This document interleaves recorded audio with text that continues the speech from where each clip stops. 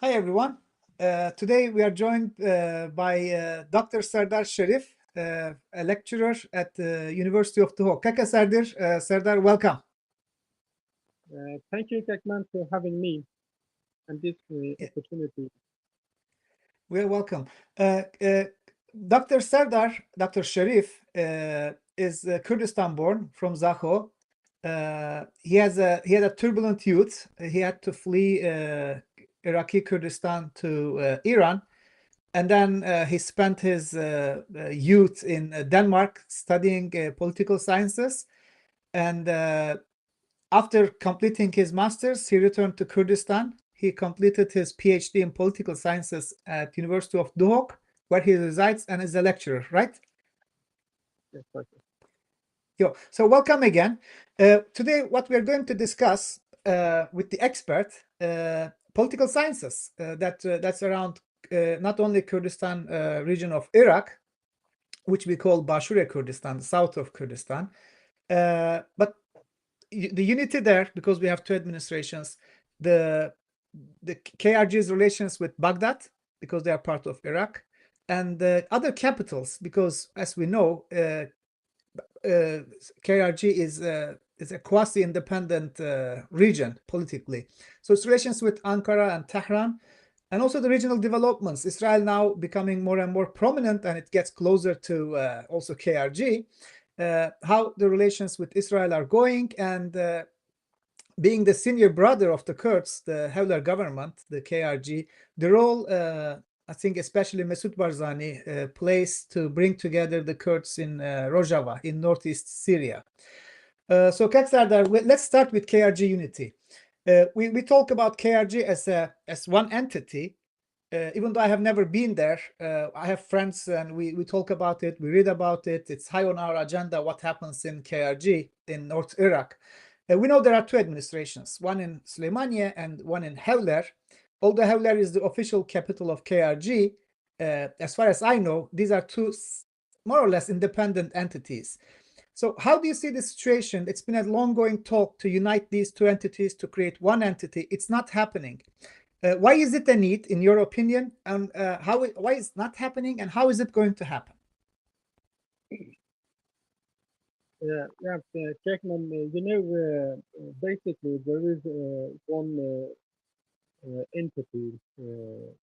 Also, we have Kurdistan region, Iraqi federal region. It is constitutionally recognized, and unification of Kurdistan regional government. Also, the administration body, political administration body, it is a government named as KRG, Kurdistan Regional Government. The other one is Iraqi Kurdistan Federal Region. That is a territorial definition of this region. Uh, uh, on paper, on the constitution of Iraq, it has to get these legal status, and internationally it's also referred that as the Iraqi Kurdistan region. While the international relations, whether it is on the level of the presidency and at the level of the government, both of them are represented. IKR and KRG. The Kurdistan region as an entity, a subject, a unit of a federal state such as Iraq, it is actually a unitary actor, a unitary entity, an official document. Also, a decree or a law passed by Kurdistan Parliament, it has a legal impact and legal authority over all of the Kurdistan region's administration. A decree issued by a ministry of district administration. It has its authority within the territory of the administration, whether it is a government or a subject of the government. Concerning many people are arguing that there is two administration in Kurdistan region. Legally, it is wrong to say that because there is only one Kurdistan region and not two. The Kurdistan region by itself it hasn't a federal uh, region. There is a decentralized administration. The government has devaluated its power to subunits such as the governorate, independent administration, and other units. But politically, there is always have been differences or conflicts between Kurdistan Democratic Party led by Pragmatic Barzani, which is known as TDK, and Patriotic Union of Kurdistan, led by former Iraqi President Imam Jalal PUK. And there is also other small parties. These conflict goes back or dates back to the 1960s and Kurdish before that too. Is an ideological conflict between those two parties and how the Kurdish issues can be addressed with Iraq and also with the Middle East region. There are differences, but uh, there also have been fighting clashes between GDP and PK historically. The last one was in 90s when United States and France and other European countries such as UK mediated an ceasefire and an agreement in 19, I think it was 18 September 1998, where the Madeleine Albright was guest and they invited the United States by the first President Matthew Barzani and President Jalal Talabani to the United States signed this agreement and a unification of the government. It was initiated actually after the removal of Saddam Hussein in 2003.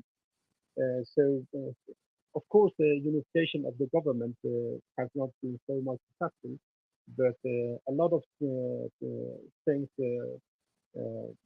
have happened and have succeeded in these cases. It's not for outsiders. It looks like it should be too easy, but people who are familiar with the Middle East politics and social structure and also conflict, they understand the nature of such conflict and it will take time. For much of the Kurdish society, broader Kurdish society and significantly Kurdistan region, uh, uh, there is people are not satisfied actually with both TDP and TP and other political forces on unification because they think things go very slowly and those issues doesn't meet the people's demand that those TDP and PUK can speak with one voice concerning the bank relation and also the neighboring country or within international community. Uh, they found that different voices within Kurdish community be related to actually the historical relation during where we had guerrilla fighting, professional fighting with the Iraqi government, and many of the Kurds were fled to Iran and Turkey and Syria.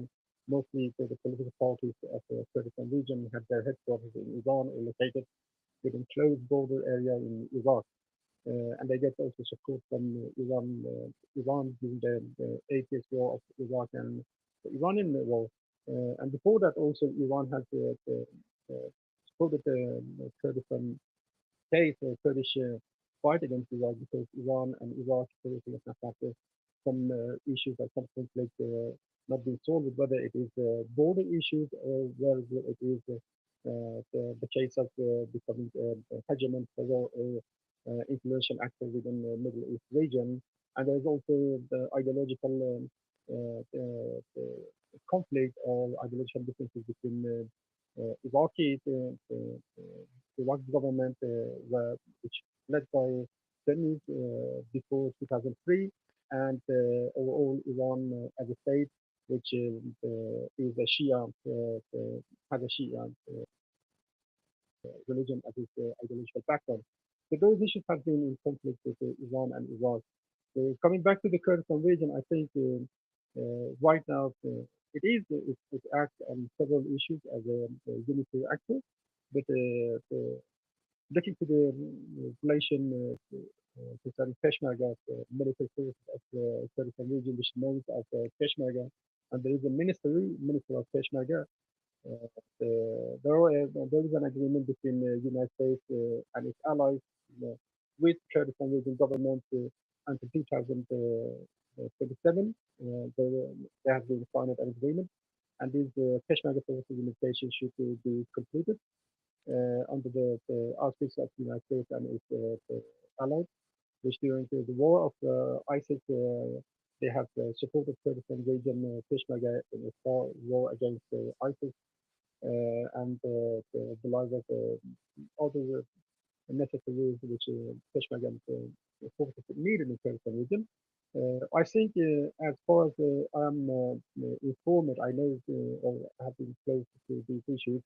A lot of things within the military of Peshmerga have been solved.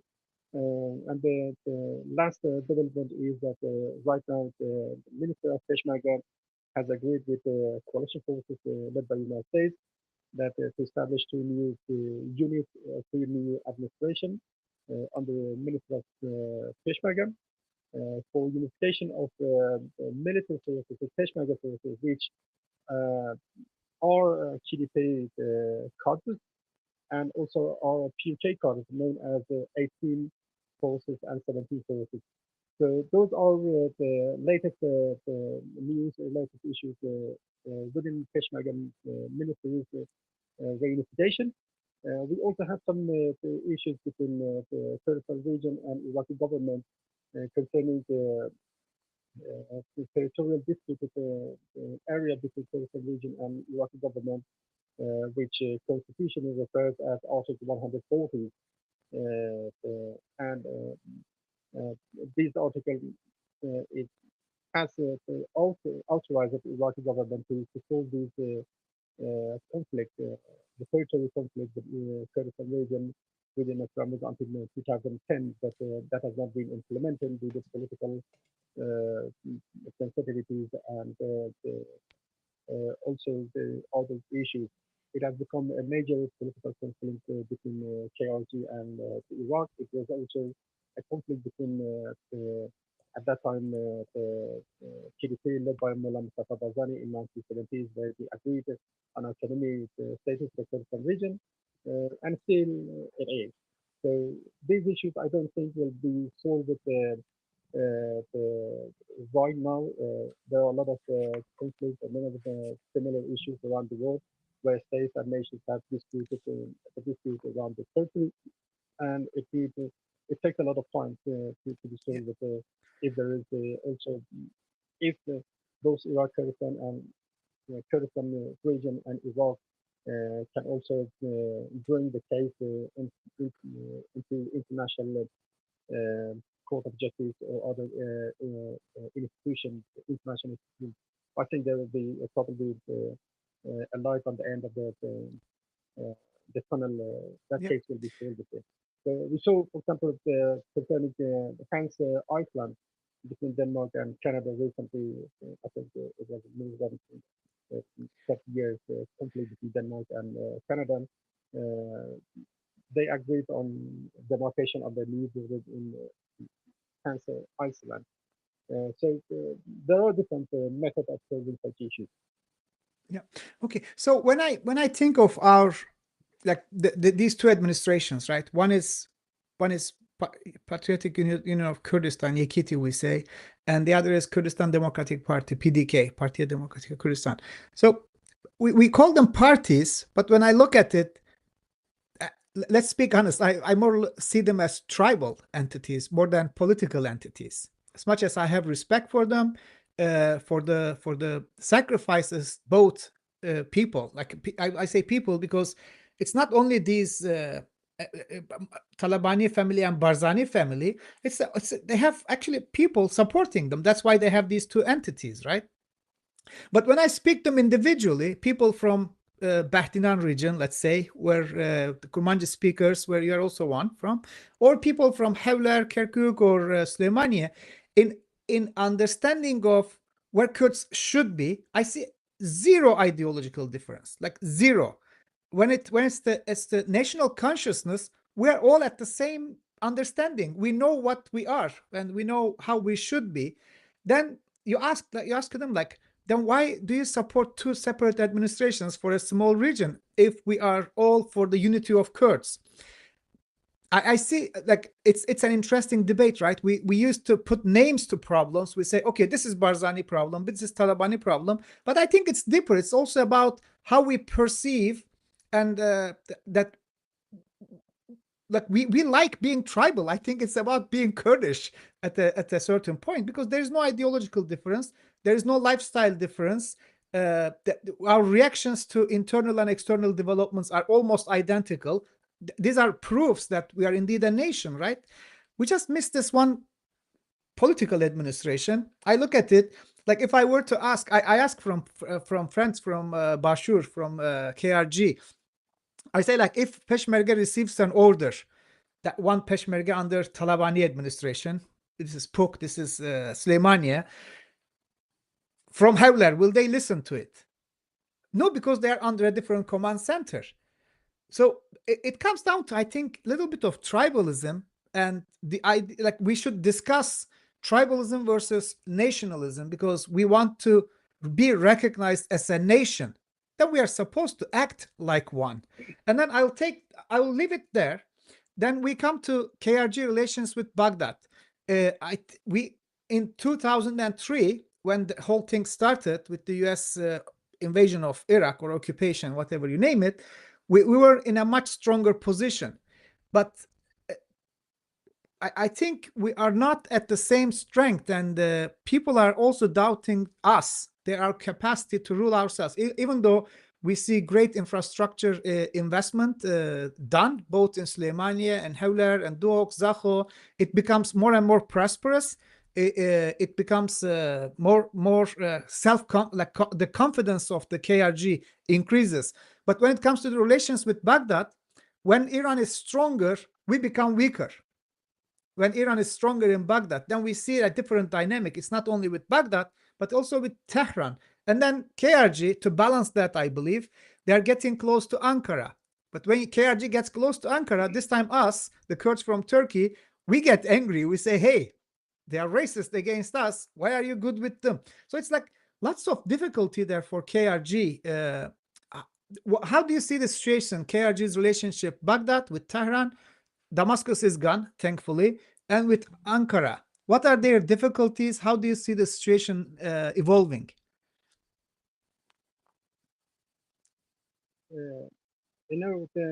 Jackman, let me come with a clarification of my understanding of the Kurdistan situation within the political parties, which you mentioned, and related that to tribalism. The Middle East, especially in society level, it is built on fight. We can see, for example, Iran has transformed its social society structure. You can't find so much pride in Iran. Maybe in some territories like Pakistan or Afghanistan or other areas. The same, for example, Turkey. If you look at the Turkish map, the political map, the social map, you can see so much influence of tribalism in the west of Turkey, but much more in the Kurdish area. And you change down to the south of Turkey, there is a Arab peninsula. Wouldn't be fair to evolve to like Saudi Arabia, whatever it is, and Egypt. The old social structure, socialist basis and tribalism. So I don't think the tribalism be a negative unit within a state. I think those tribes do actually a favor to the state. They solve a lot of social conflict which appears without being needed to go to the court. Okay. They also carry a lot of other issues and duties, um, social supporting each other, voluntarily supporting economically, emotionally. Some people, there are people that think they have more strength relations to their tribe than to their state. But in Kurdistan region, when we associate political parties such as the PDP and PUK to the Barzani tribe or Taliban tribe, it's unfair qualification or unfair association. Remember who the founder, one of the founders of the PUK, ideologically he was a leftist. Even when he was a member of the GDP and was one of the crown prince, which Mullah Mustafa Barzani supported Jalal Talabani. He was used, very energetic, active, very open-minded, and he was tasked by Mullah Mustafa Barzani to lead negotiation with the Iraqi government.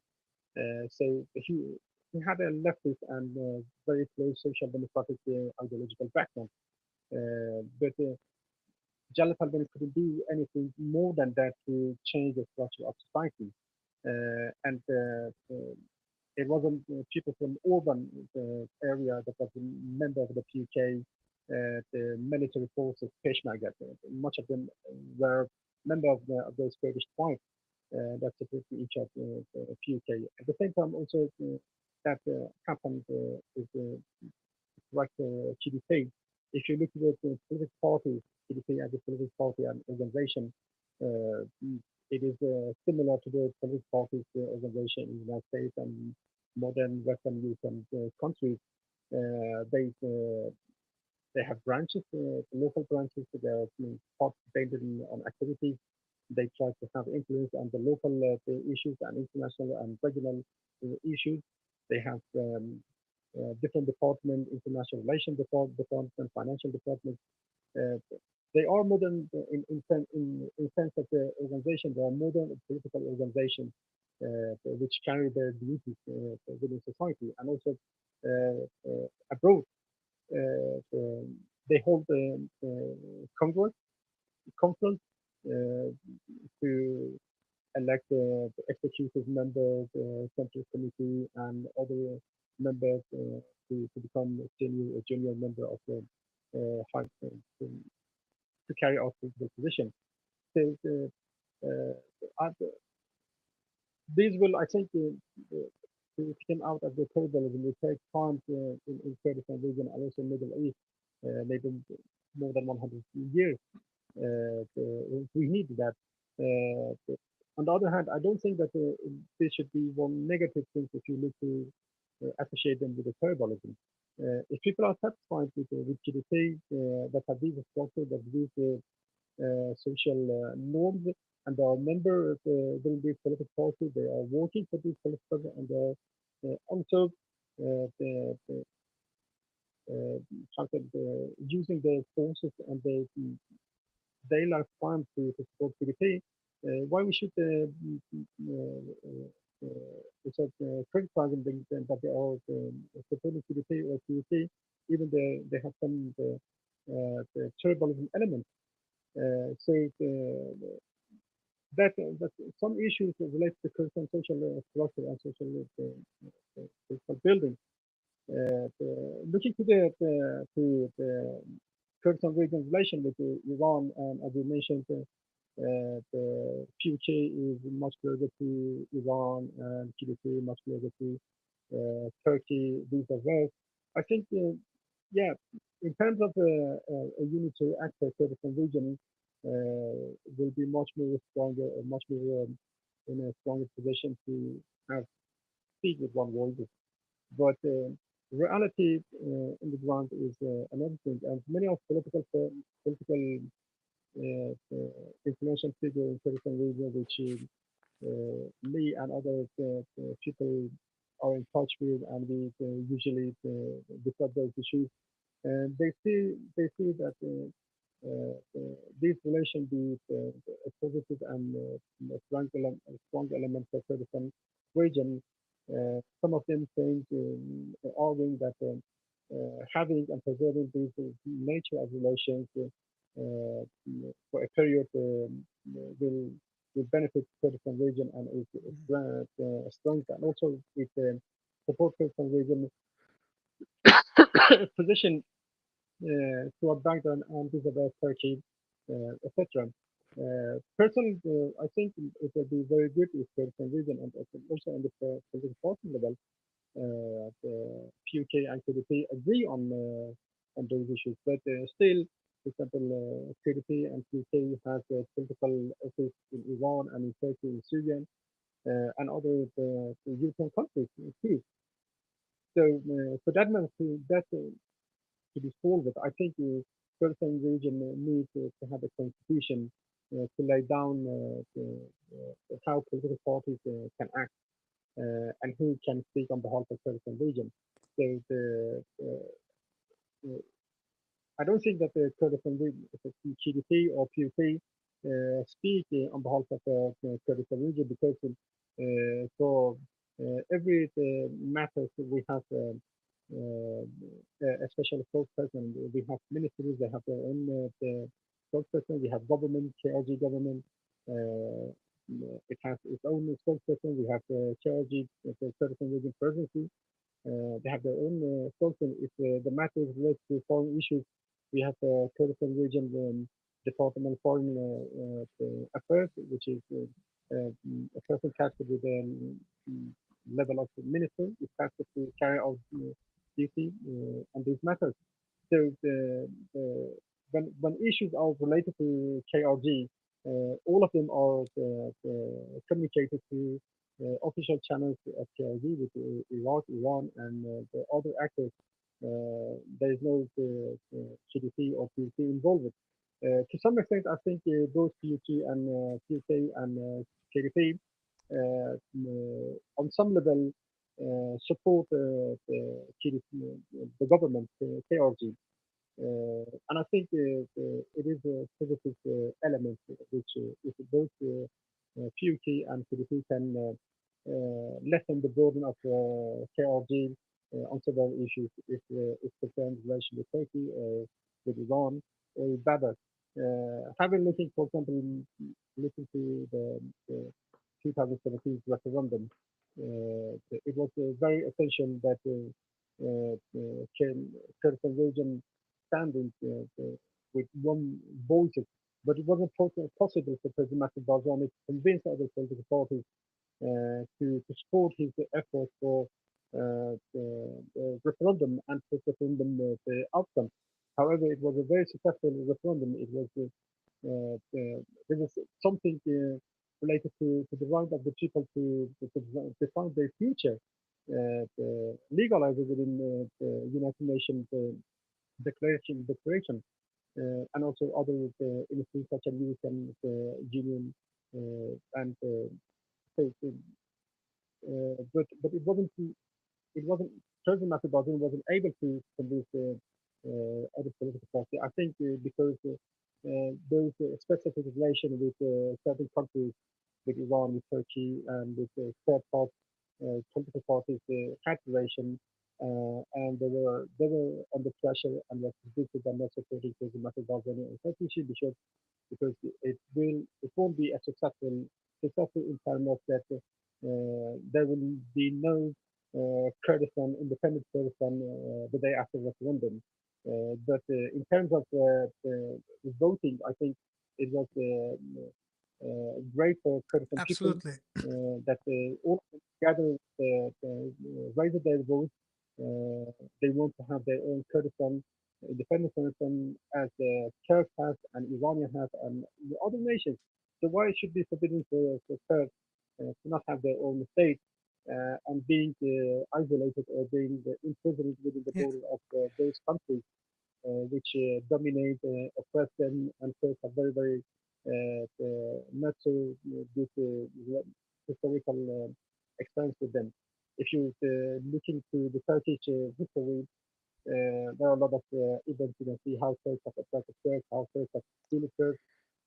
Just mentioning the last 40 years, the conflict between Turkey and PKK. Looking to the Iran is conflict with the Kurds and Kurdish political parties, PDP, Kemal, others. It is a very rich history. See to Syrian relations with Kurds. even Kurds in today's Syrian and during the Assad Kak regime Serdar, wasn't offered an identity code. And so that's reality of the Kurdistan region, which also political parties live with this reality and have to solve those issues through final negotiation with each other. yeah. So before we go to Rojava, I want to ask about the relations with Israel. It's important because if we look at the world, right, we used to say no friends but mountains. No friends but mountains. It means like nobody is with Kurds. Like you look at the Islamic Conference Organization, everybody is there. Turks, Persians, and Arabs in Iraq and Syria would attack us, would kill us. We wouldn't have, forget about being represented in the Islamic Conference Organization with our huge population. They wouldn't even mention us. Free to kill the Kurds. But it was not the Muslims doing, it was not the Turks doing, it was not the Persians doing or the Fars. It was the doing of the Western powers that they were carving up the region to different countries.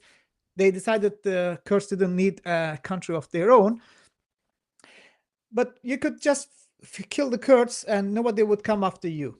So then you fight for yourself, you are alone. What do you say? You say no friends but mountains. But what we see, especially in the last 2 months, but it has a long history, but it has been like kind of solid in the last 2 months. Israel is voicing almost strategical support for Kurdish independence. Like they're acting like true friends if they don't betray us, right? They're acting like true friends. It's very, very interesting. And everybody knows, everybody talks, so there's no need to be shy about it. The enemies that we perceive threat are the enemies that they are actually perceiving the same threat. How is the relationship of KRG with Israel? You know, if we talk about the institutional relations, official relations between KRG and Israel, there is no such relation. KRG is part of the Iraqi state and follows the Iraqi constitution and Iraqi Rule of Act. So it cannot, on these matters, uh, in bilaterally enter into official relation with Israel as a state. And the Iraqi constitution, I mean, there is a consensus among political parties, Iraqi political parties, there should be no official relation be established with Israel until Palestinian case is solved. Uh, so, but let me say in another way, in the city which I'm right now living, right now I'm conducting interview with you, it is Zakho. We have a quarter in our city. It means Jewish quarter.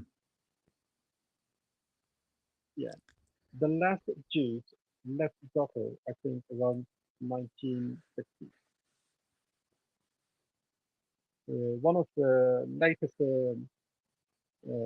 books being published and also got a Jewish boy from Zakho.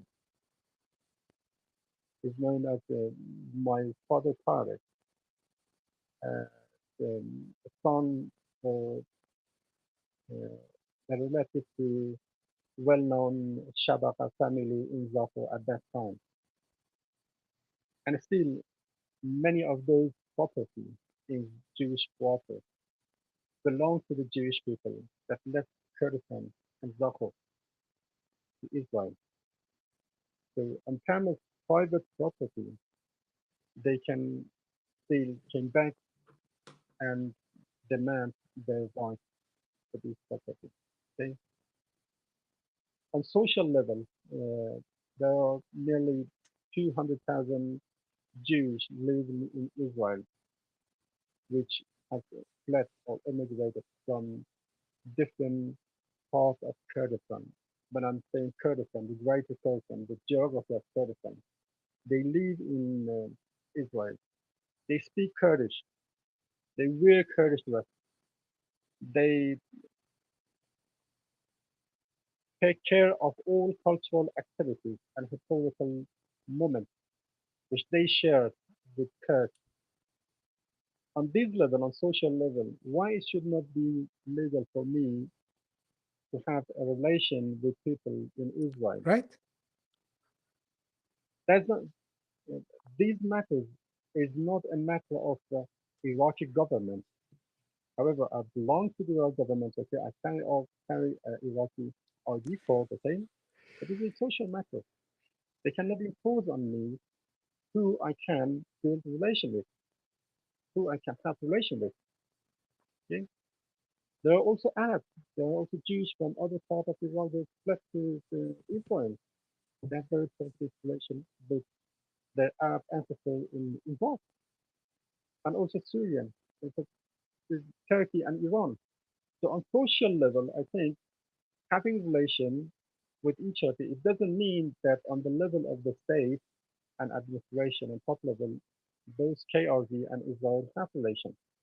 Of course, during the last century, in 1960 and the early revolution and up to 1975, Israel provided support to Mullah Mustafa Barzani's war against Whose Iraq. picture we see on your They wall guided, there. they For instructed. audience who don't know Mullah Mustafa Yeah, Barzani, yes. Mustafa Barzani, yes. A person who, not only me, many millions of Kurds admire. Almost all the Kurds, without He was a exception. peaceful Yes. leader. Yeah, never carried out a terror attack. Never allowed his forces to carry out a terror attack on Iraqi armies and other groups. Okay, so he fought for a case. He never entered into relation with, for example, Israel because Israel hated Iraq. No, we, uh, it is not something forbidden for us. We we need we need those kind of relations. I think even Tsar Iraqi foreign Israel foreign minister right now has stepped forward and demanding and advocating support for Kurds in Syria. I think my best advice is that he can continue his efforts. He can. It is his moral and historical responsibility Yeah. to support Kurds as Jews have also suffered historically what they have been through historically.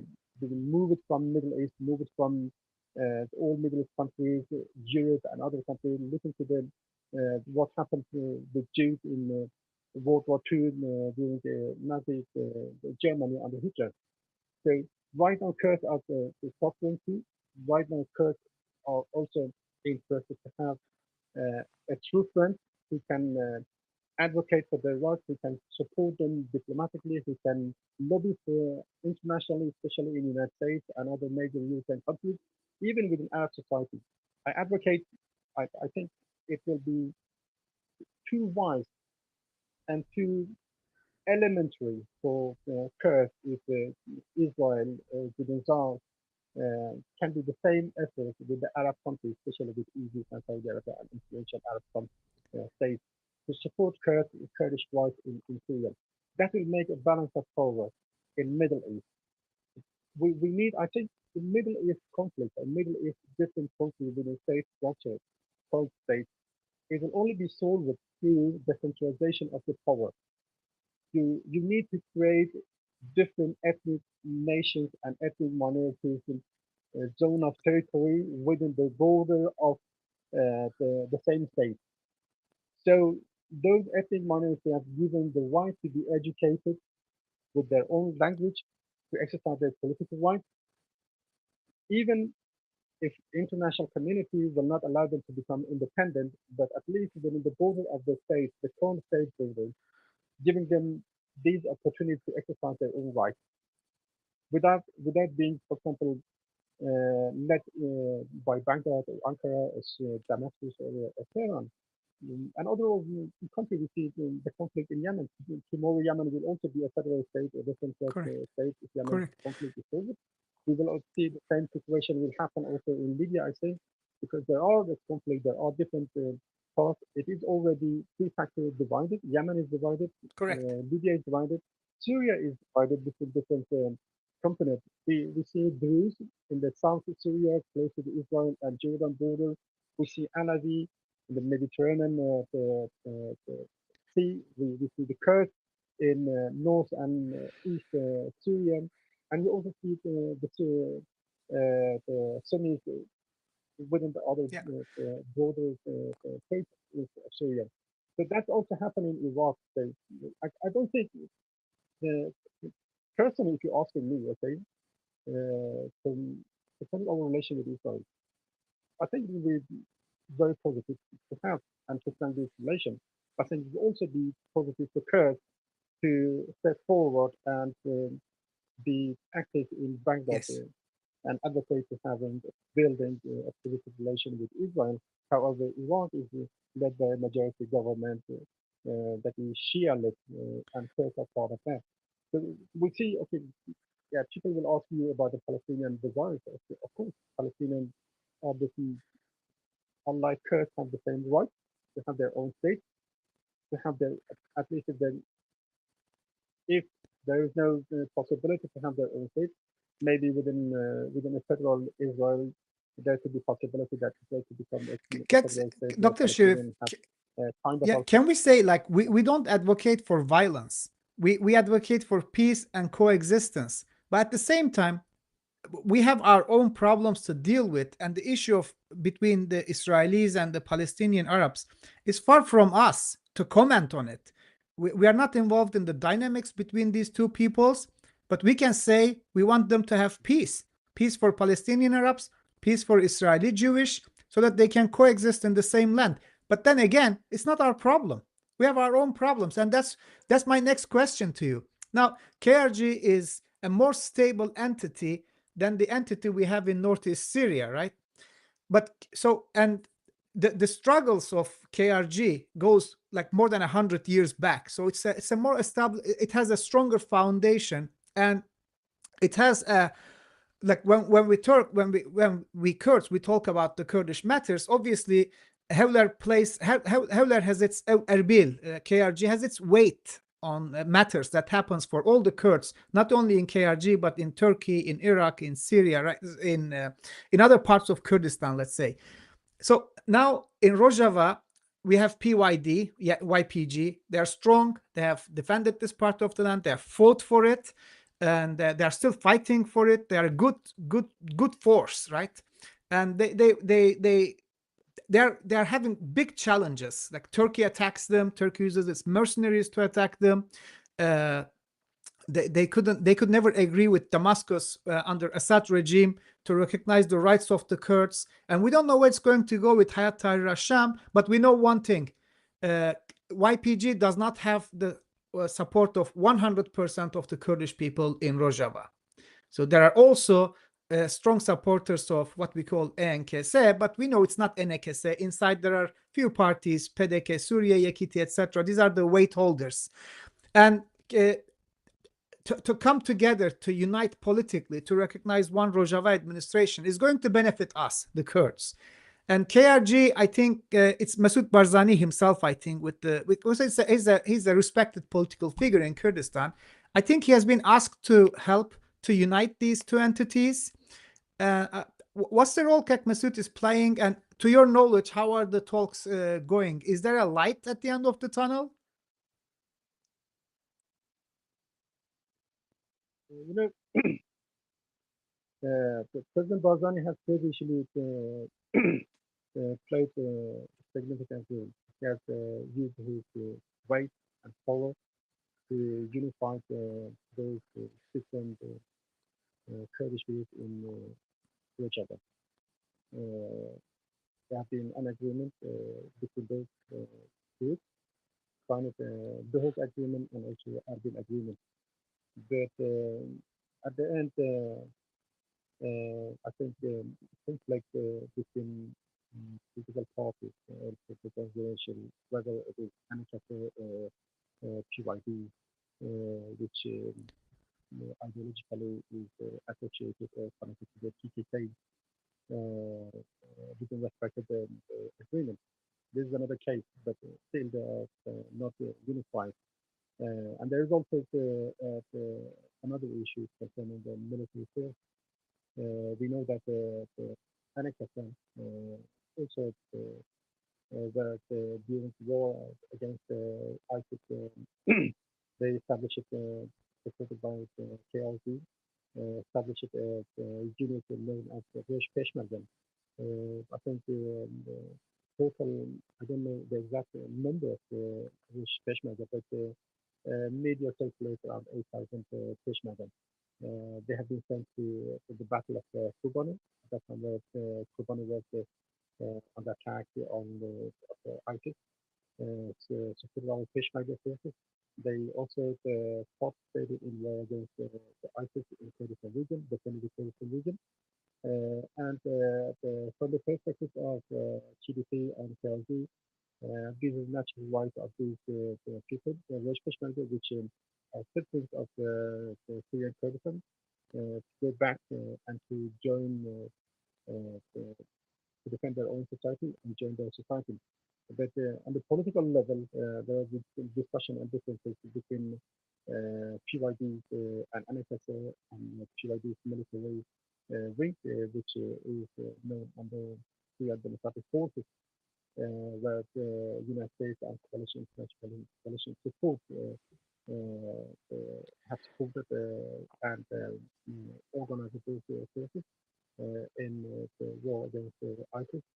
Those in war against ISIS, but also to safeguard the Rojava. The the technical conflict, not political conflict. The technicality is that Anakat have argued that British Peshmerga should be independent units out of the control of the ATF. A similar situation will be created if that happens. A similar situation will be created as we are seeing in KRG, where right now the United States and coalition forces are air forces are working to unify the Peshmerga forces. So to not let that happen, the PYD and SDF forcefully have rejected that Rosh Peshmerga letting Rosh Peshmerga influence Rojava and operate under its own umbrella without any connection to SDF. So I think that one of the issues is great that SDF has refined to approve these issues. I think Rojava should not continue to experience the same situation as we in Saudi have experienced concerning Peshmerga forces. I think one Peshmerga forces, one chief of command is enough, and everyone should play its role within these frameworks. So those are the issues, and on the other issues there are the differences between Anakasa and PYD that many of the small Kurdish political parties that are associated within Anakasa, their cups have been arrested by the SDF and PYD or the administration in Syria. They demand that those parties should be released as they are political active within society. And that's one of the negative aspects which SDF and currently North Syrian administration of Rojava has played and practiced. So there are the small and big issues in the region. And the third issue is that the different approach toward the future of the Kurdistan, the Kurdish territory status, which I think PYD has not stated openly they are interested in a federal Syria structure, but they always have advocated for a decentralized Syrian political structure. Whether it is on which level it is, there is no, but both of them in those issues, they are close to each other. One advocates for federalism, that's also decentralism, with the political units and constitution, another for decentralization. Um, the fourth issue is related to the some Kurdish symbols, but a unitary factor, which is Kurdish flag. which we all use that. Correct. With the three red, white, and green, and with that soul implemented within the flag. That's historically the Kurdish nation flag has emerged up to now. I think PKK also used these flags until the end of the 80s, 1980s, but they choose to remove that from their own official emblem. That's an obstacle indeed. So PKK is those an are ideological organization, and they don't recognize the Kurdish national flag, which we discuss and they criticize recognize them that. for.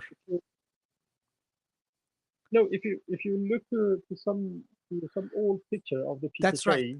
The different gatherings and different conferences or different the seminars, you can see the Kurdistan, Correct.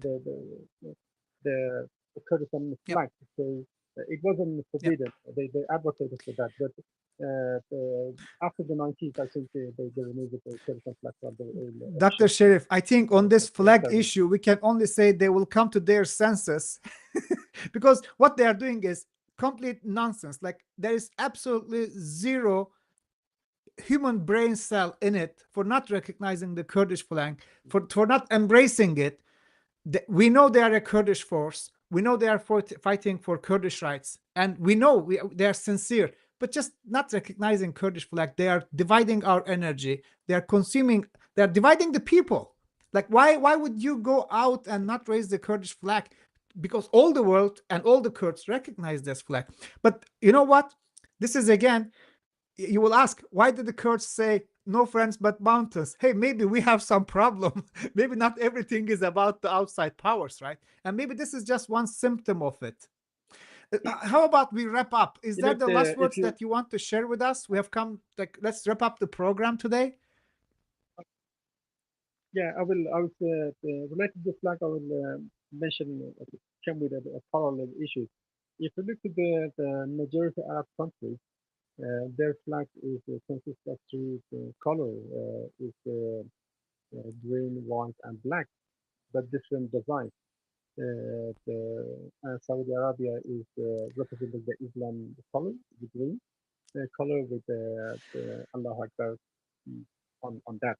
It's different for Saudi Arabia because they are two holy, most holy city of Muslims, Mecca and Medina, located in Saudi Arabia, and it represents itself as the main Muslim country. Okay. To affect the Muslim culture and religion issues. But why I'm saying that, because I think there will be no problem for Kurds to in Rojava, in Bashur, and Roshalat, or Baku, to defend the Kurdistan flag, Correct. which right now is the official flag of Kurdistan region, and internationally is recognized and also is used in a diplomatic forum around the world. So why PKK, or why not SDS and other political parties associated with the PKK ideological background don't use that? If you look within their own within their culture historically, they have advocated for such flag. So I think it is necessary to raise the Kurdish flag in Absolutely. Syria, Yeah. that symbolize a shared value, a shared symbol for all Kurds in Syria, so we all can gather on this matter. Thank you very much, Kak Sardar. I've enjoyed very much our conversation, and well, let's hope things will run better for Kurds, unity in northern Iraq for KRG, unity in Rojava, and hopefully unity between Rojava and Bashur. Have a good night. I